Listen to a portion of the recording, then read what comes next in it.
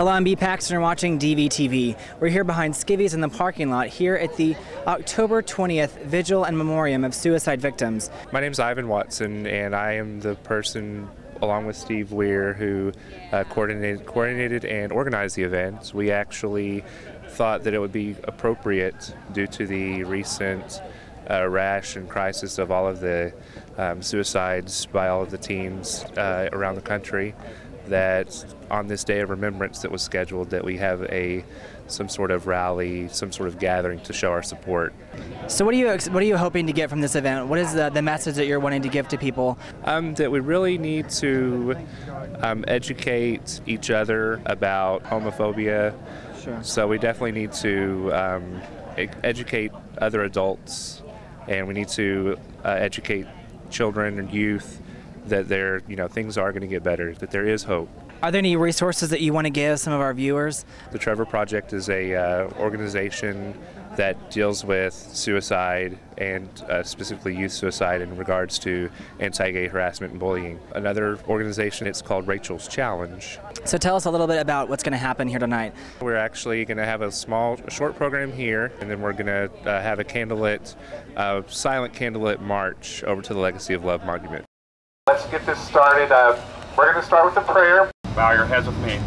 Our Creator, Father, Mother, we come here tonight to join our hearts, our spirits, our minds, our hands to do the work that needs to be done so that we can ensure that the tragedies of these suicides that we have experienced in our country can cease. My name is Phil Walborn. In the last year and a half of my life, I have spent tirelessly going to the schools, middle schools and high schools, and talking about this very thing, the effects of bullying as it relates to kids, all kids, black, white, gay, straight. But as a person who is completely invested in the LGBT community and a kid who was bullied because I was gay, every school that I go to, every person I talk to, I always think of our kids. Those are the people that I feel it made my calling and the reason why I do what I do. This last year alone, I've spoken to over 10,000 students. And I can tell you, every school I go to, every place I go to, I can identify that gay kid. Because they look and they act just like I looked and the way that I acted. Hatred and prejudice isn't just in Dallas, Texas, and it's not just in the state of Texas, but it's all around this country. Talking about the LGBT community and excluding them in the discussion is very detrimental. And as we saw with these 11 students who took their lives, it's paramount. Because where there are 11, there are thousands and thousands and thousands who came before them. So I speak to them and I speak to you. For those of you who are still in high school, still in middle school, still in college, still feeling the effects of bullying, let me tell you something. There is hope. There's absolutely hope. You get to become a part of an elite group of people called survivors. I think we all have a voice, but we have to stay alive to have that voice heard. I thank you so much for coming tonight, but let this not be the end. But as soon as this march is over, let that be the beginning of your passion to give back to your community, to show this world what we're made of, the power that one person or two, like Ivan and Steve, could do to change a community. At this time, the balloons that you see, the balloons you're holding, we're going to release them so that the people outside of this wall can see. But remember that these balloons are just a drop in the bucket for the many thousands of kids who took their lives because they thought this world was not a place where they belong. And when you release that, remember that you belong, absolutely belong in this community.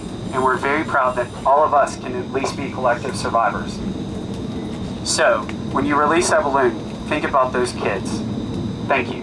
While I am with the Stonewall Young Democrats, I'm going to try to keep this as nonpartisan as possible because there are two current pieces of legislation that are before Congress right now that you need to know about because we need your voice heard. One of them is the Safe Schools Improvement Act, which focuses on prevention and planning, and it's an amendment to a current law that will require that all schools have anti-bullying policies, and it includes those, the policies must reference their sexuality.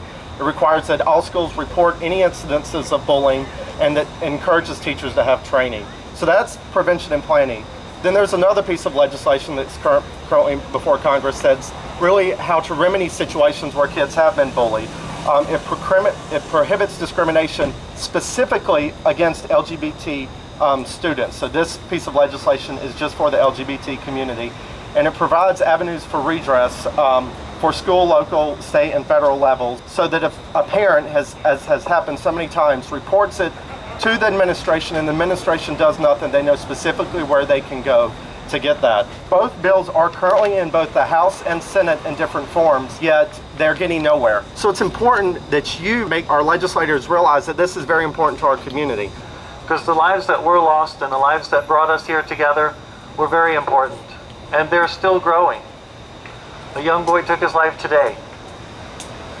There has to be some change. We can start it here. The entire country is wearing purple. That's a big step. We have an effect. As a community, we have an effect if we stand together.